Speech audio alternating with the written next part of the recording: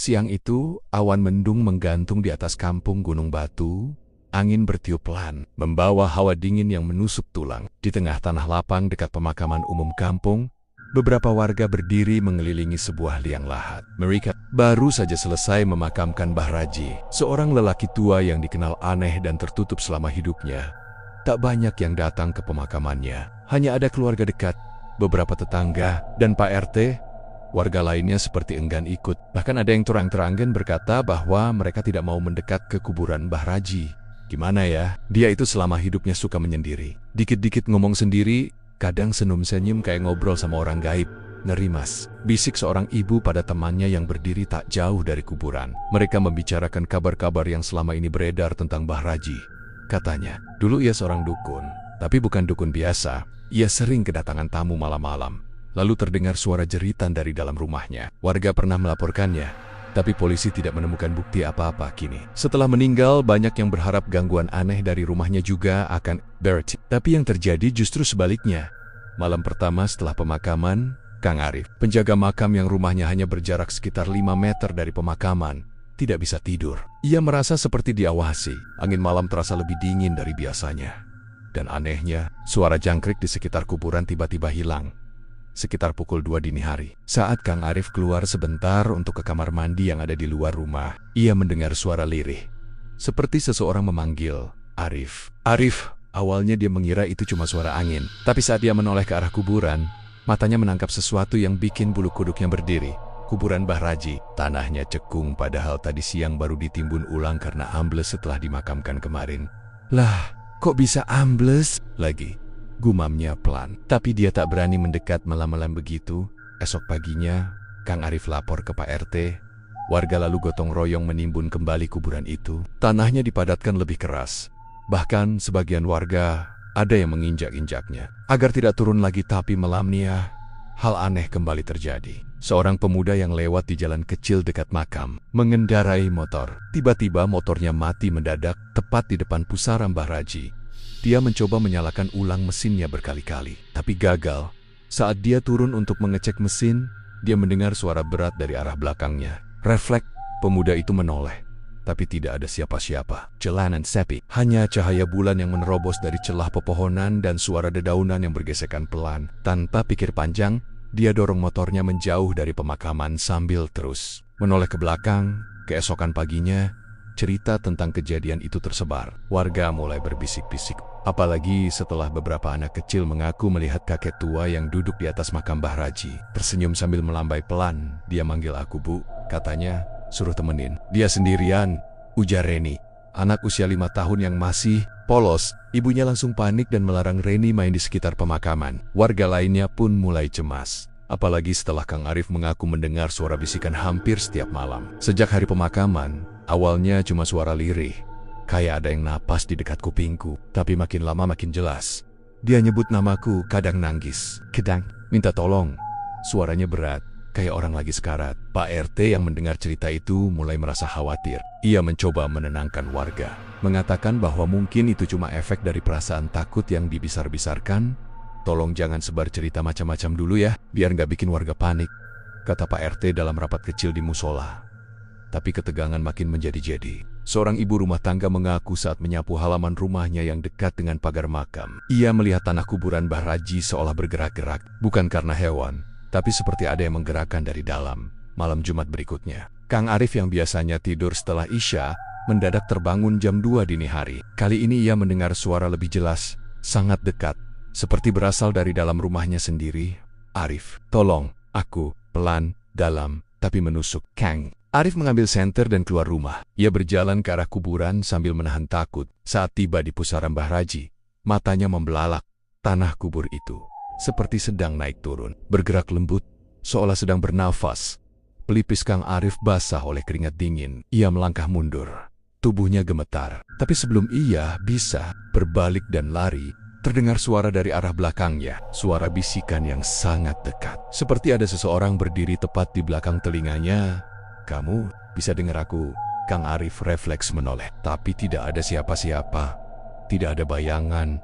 Tidak ada orang. Hanya angin malam yang membelai pelan lehernya, membuat kulitnya merinding hebat. Ia langsung lari sekuat tenaga kembali ke rumah. menutup pintu, dan tidak keluar sampai matahari terbit.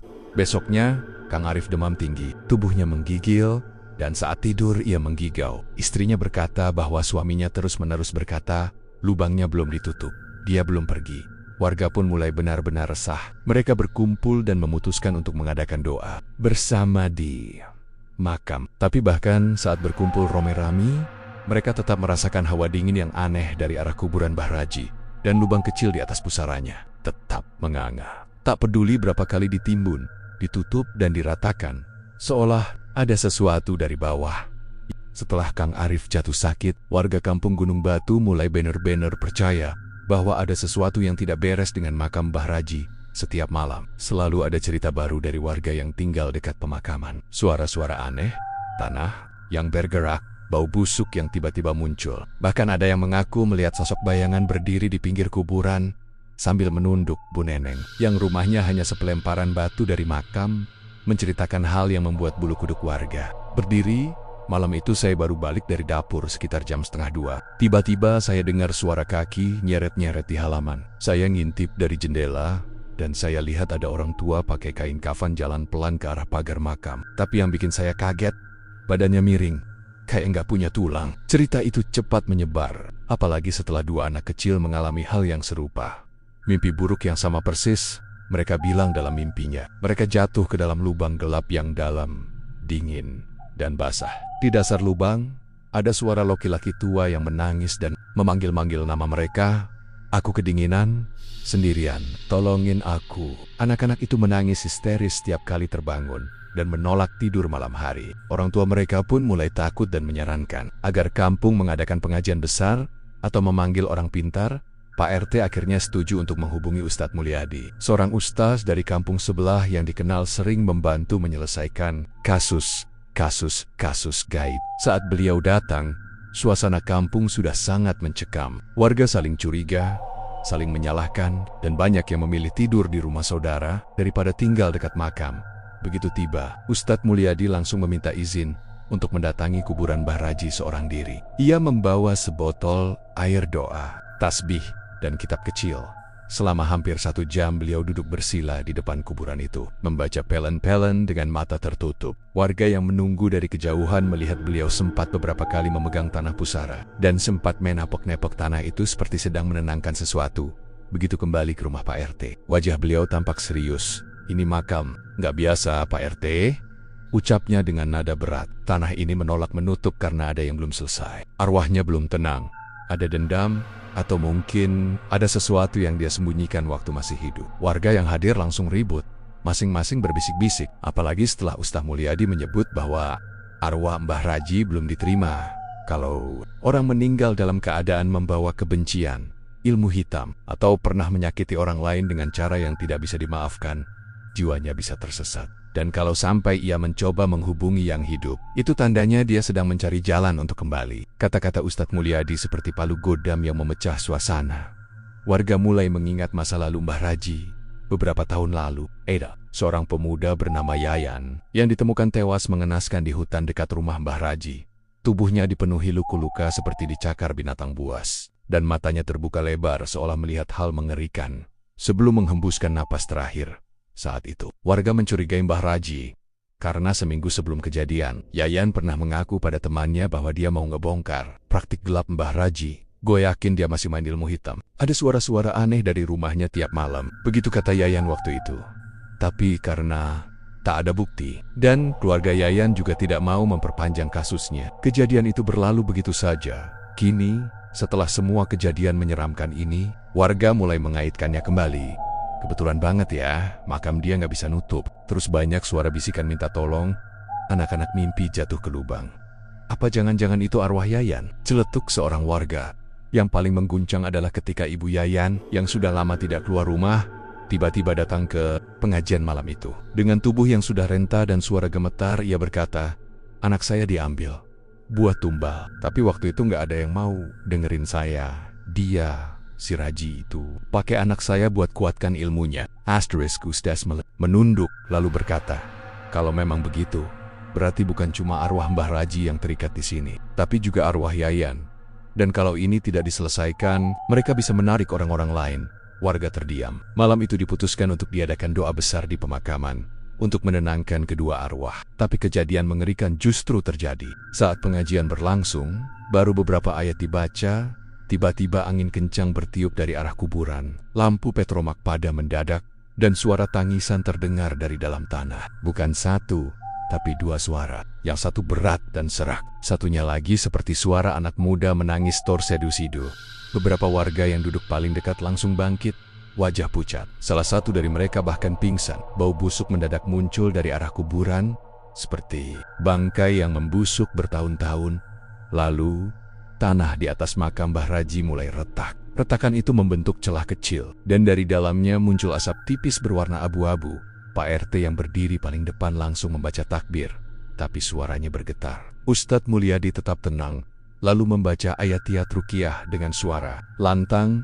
Namun, sebelum doa selesai, teriakan histeris terdengar dari arah perkampungan. Seorang pemuda berlari tergapo-gopo ke arah lokasi pengajian sambil berteriak, "Kang Arif! Kang Arif! Meninggal!" Seketika suasana berubah jadi panik. Warga berlarian ke rumah Kang Arif. Saat mereka sampai, tubuh Kang Arif sudah terbujur kaku di ranjang. Wajahnya membiru, matanya terbuka lebar, dan mulutnya menganga. Seolah ia berusaha berteriak tapi tak pernah sempat. Yang lebih menyeramkan adalah di bawah tempat tidurnya, lantai rumah itu basah. Tanah liat bercampur air menempel di lantai, membentuk jejak samar menuju jendela terbuka, seolah ada sesuatu yang datang dari kuburan dan kembali ke sana lewat jendela itu. Dan sejak malam itu, tak ada satu orang pun di kampung Gunung Batu yang berani lewat jalan makam sendirian, apalagi setelah matahari terbenam. Setelah kematian Kang Arif yang mendadak dan penuh kejanggalan, suasana kampung Gunung Batu bener-bener berubah mencekam. Setiap malam terasa panjang dan sunyi, seolah ada sesuatu yang mengintai dari balik bayang-bayang pepohonan, dari balik jendela. Dari tanah pemakaman yang tak pernah tenang, warga yang rumahnya dekat kuburan mulai mengungsi ke rumah saudara yang lebih jauh. Anak-anak tak lagi bermain di luar rumah. Bahkan suara azan maghrib pun terdengar lirih. Karena orang-orang mulai takut keluar rumah setelah matahari tenggelam, Ustadz Mulyadi yang sejak awal ikut menangani gangguan gaib ini akhirnya memutuskan satu hal yang cukup ekstrem. Makam itu harus dibuka lagi. Ucapnya di depan Pak RT dan beberapa tokoh warga. "Saya harus melakukan penguncian arwah." Semua yang hadir saat itu langsung tegang. Membongkar kembali makam bukan hal yang biasa, bahkan termasuk pantangan dalam adat kampung mereka. Tapi kalau dibiarkan, arwah penasaran itu bisa terus menyebar. Teror, kalau tidak dikunci sekarang, arwahnya bisa memanggil yang lain. Dan kalau dia berhasil menemukan pengganti untuk tubuhnya, dia bisa kembali. Jelas Ustadz Mulyadi. Setelah diskusi panjang, akhirnya warga setuju. Mereka memilih malam Jumat Legi, malam yang dipercaya paling kuat untuk mengusir gangguan gaib, sebagai waktu penggalian makam. Malam itu, 6 orang pria pilihan ikut serta, didampingi Ustadz Mulyadi. Mereka membawa cangkul, karung, air doa, dan segenggam garam serta kapur berus. Semua warga lainnya diminta tetap di rumah, membaca doa dari dalam. Sekitar pukul 11 malam, penggalian dimulai. Tanah di atas pusara Mbah Raji lebih keras dari yang diperkirakan, seperti sudah mengering dan mengeras dengan sendirinya. Meski baru dimakamkan beberapa hari, tapi anehnya, semakin dalam digali, semakin bau busuk menyengat keluar dari liang lahat itu. Tak lama kemudian, salah satu penggali tiba-tiba berteriak kaget, "Pak Ustaz!" Di bawah kepalanya ada benda aneh. Mereka menemukan sebuah boneka, kayu kecil, berbentuk manusia, tapi wajahnya dipenuhi ukiran yang menyeramkan. Di tubuh boneka itu juga ada tali rafia yang terikat erat. Dan di bagian perutnya, menempel segumpal kain berwarna merah gelap seperti darah yang sudah mengering. Ustadz Mulyadi langsung mengambil boneka itu dengan kain putih. Dan setelah diamati, ia berkata, "Ini boneka tumbal. Biasanya dipakai untuk mengikat jiwa korban, agar kekuatan si pelaku tidak lepas." "Jadi, arwah Yayan terperangkap di boneka ini?" tanya salah satu warga. "Bisa jadi, dan arwah Mbah Raji belum tenang karena media ini masih aktif. Harus dibakar. Tapi sebelum itu, saya akan lakukan penguncian dulu." Ustadz Mulyadi mulai membaca doa-doa pengusiran dan penguncian arwah, sambil menaburkan garam dan kapur barus ke sekeliling lubang kubur. Tapi saat proses itu berlangsung, tanah di sekitarnya tiba-tiba bergatat. Angin kencang bertiup dari arah makam, membuat dedaunan berjatuhan seperti badai kecil. Lalu, dari dalam lubang kubur terdengar suara raungan panjang yang tidak seperti suara manusia. Serak, berat dan menyayat telinga. Salah satu warga hampir pingsan karena tak tahan mendengar suara itu. Tapi Ustadz Mulyadi tetap fokus membaca doa-doa. Hingga akhirnya ia menyalakan api di dalam mangkuk tanah liat, lalu melemparkan boneka tumbal ke dalamnya. Begitu api menyambar boneka, jeritan itu semakin keras, lalu menghilang perlahan. Burst. Dengan itu, angin berhenti. Tanah berhenti berguncang, malam kembali sunyi, tapi suasana terasa berbeda. Lebih tenang, kuburan itu pun dikubur kembali. Kali ini dengan tanah yang sudah dicampur garam dan air ruqyah. Setelah tanah ditimbun, Ustadz Mulyadi menancapkan sebatang kayu kecil di atasnya sebagai penanda, lalu membaca doa terakhir. Selesai, katanya pelan. Insya Allah, tak akan ada gangguan lagi. Beberapa minggu setelah kejadian itu, kampung Gunung Batu mulai tenang kembali. Warga yang mengungsi kembali ke rumah masing-masing. Tak ada lagi suara-suara aneh dari arah makam. Anak-anak pun sudah mulai berani bermain sore hari. Ibu Yayan sempat datang ke makam Mbah Raji. Ia hanya berdiri di kejauhan, membawa bunga, lalu menaruhnya di tanah tanpa berkata apa-apa. Tapi sepulang, ia sempat berkata pada Bu RT, "Saya mimpi Yayan semalam." Dia senyum, lalu jalan ke arah cahaya. Tapi meskipun semua terlihat damai, ada satu hal yang masih mengganjal. Lubang kecil di atas pusara Mbah Raji meskipun sudah dikubur kembali dan ditaburi garam tetap muncul kembali setiap pagi. Tidak besar, hanya sebesar telapak tangan, tapi cukup untuk membuat bulu kuduk siapapun meremang. Beberapa orang bilang itu cuma sarang tikus tanah. Yang lain bilang itu karena tanahnya belum padat. Tapi Kang Dayat, yang kini menggantikan posisi Kang Arif sebagai penjaga makam, pernah berkata pada istrinya, "Kadang, kalau aku lagi nyapu di situ pagi-pagi, aku dengar suara dari lubang itu, pelan, tapi jelas." Apa katanya? Kang Dayat menatap istrinya, lalu menjawab dengan suara rendah, "Kamu bisa dengar aku?"